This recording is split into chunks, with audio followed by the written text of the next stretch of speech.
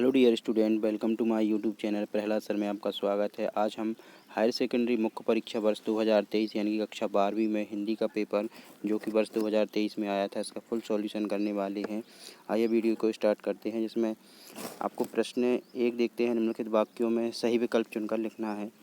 इसका पहला प्रश्न है, हिंदी पद्य साहित्य को बांटा गया है, तो इसका राइट ऑप्शन था इसको चार कालों में बांटा गया था। इसका दूसरा प्रश्न था, घुटनों में लेकर माँ बच्चों को क्या करती थी, तो घुटनों में लेकर बच्चों को कपड़े पहनाती थी। चलिए इसका नेक्स्ट क्वेश्चन देखते हैं, किसकी गर्मी बाजार में अधिक सामान खरीदने पर विवश करती है, तो इसका राइट ऑप्शन था पैसे की गर्मी।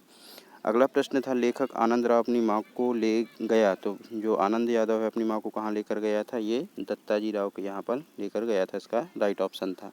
अगला प्रश्न था, निम्नलिखित में से विज्ञान संबंधी तकनीकी शब्द है, तो इसका राइट ऑप्शन था नाभिक। अगला प्रश्न था, जहाँ शब्द में काव्य की शोभा बढ़ती है, तो इसका जो राइट ऑप्शन था ये था अपना शब्दालंकार। नेक्स्ट क्वेश्चन देखते हैं, इसमें रिक्त स्थानों की पूर्ति करना है, तो इसका पहला प्रश्न जो था, तो इसका पहला प्रश्न देखते हैं, खेत की तुलना की गई थी, तो खेत की तुलना किससे की गई थी, कागज की पन्ने से। यशोधरा बाबू ने दफ्तर से लौटते हुए रोज खालिस्तान जाने की रीति बनाई थी, तो रोज बिरला मंदिर जाने की रीति बनाई थी। अगला क्वेश्चन था, जिस वाक्य में एक उद्देश्य तथा एक विधेय होता है उसे खालिस्तान कहते हैं, तो उसे बोलते हैं सरल वाक्य। जिन छंदों में मात्राएं गिनी जाती हैं उन्हें खालिस्तान छंद कहते हैं, तो उसे बोलते हैं मात्रिक छंद।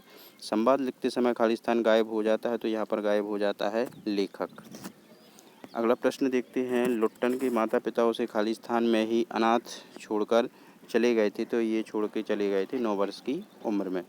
अंतिम खालिस्तान है, खालिस्तान रीति काल में वीर रस के कवि हुए, तो ये हुए थे भूषण। चलिए अगला प्रश्न देखते हैं, जिसमें अपने लिए क्या है, जोड़ियाँ मिलानी है, तो जोड़ियाँ मिलाते हैं। पहला देखते हैं,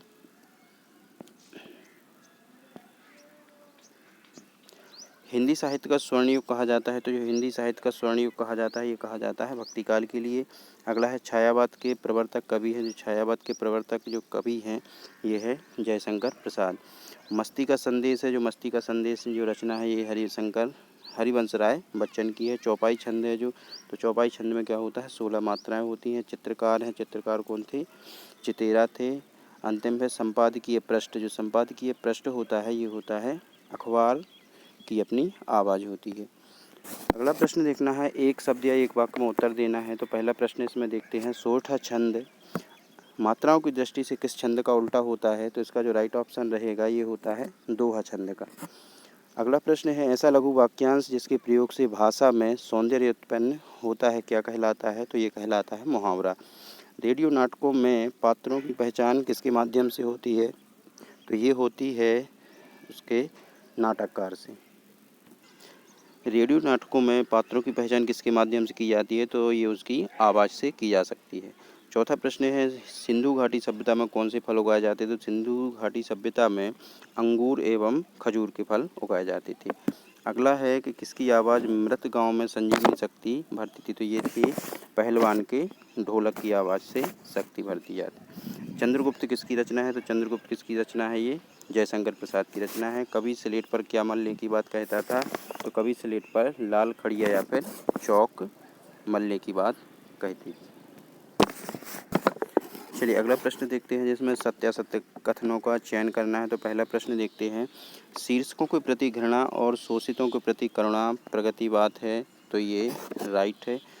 कवि ने हार कर बात को कील की तरह ठोक दिया, तो ये भी सत्य रहेगा। शेर के बच्चे का असल नाम लुट्टन सेन था, तो ये असत्य है। सौंदलकर मास्टर कविता बहुत अच्छे से पढ़ाते थे, तो ये भी सत्य है। राष्ट्रभाषा के लिए संपर्क भाषा शब्द का भी प्रयोग किया जाता है, ये भी सत्य है। शब्द शक्तियाँ 5 प्रकार की होती हैं, ये असत्य है। चलिए अगला प्रश्न देखते हैं, ये प्रश्न आपको अपनी पाठ्य पुस्तक से याद करना है, कवि ने अपने खेत में कौन सा बीज बोया था। इस तरीके से आप सभी प्रश्नों को देख सकते हैं, वीडियो को पॉज करके। हो सकता है इस वर्ष भी बहुत सारे प्रश्न इससे रिपीट हो सकते हैं। विरस की परिभाषा रस भी आ सकते हैं, छंद विशेष रूप से आप पढ़ के जाना, अलंकार भी आ सकते हैं। और यहाँ पर देखते हैं, आप प्रश्नों को देखते जाएं, वीडियो को पॉज करके भी आप प्रश्नों को अध्ययन कर सकते हैं। अपठित गद्यांश भी आएगा एक, एक अपना पद्यांश भी आना है इसमें से, जो आप संदर्भ प्रसंग सहित उसकी व्याख्या जरूर कर लें।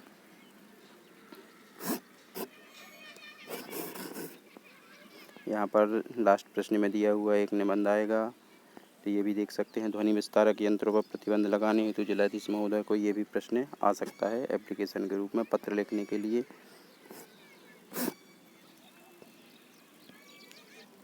वीडियो को पूरा देखने के लिए धन्यवाद। ऐसे ही अगला पेपर जो विषय का है, पिछला पेपर देखने के लिए आपको यूट्यूब पर सिंपली जाकर प्रहलाद सर सर्च करना है। इस तरीके से आप स्पेलिंग लिख सकते हैं, प्रहलाद सर बस लिखना है आपको यूट्यूब पर और सिंपली आपको सर्च कर देना है, जिससे आपको डिस्प्ले फ़ोटो दिखेगी, जिस पर आप क्लिक करके चैनल को सब्सक्राइब कर सकते हैं और चैनल पर जाकर आप इससे आगे वाले जो पेपर हैं उनके भी फुल सॉल्यूशन के साथ वीडियो देख सकते हैं, जो कि आपको हेल्पफुल हो सकते हैं। Thank you for watching.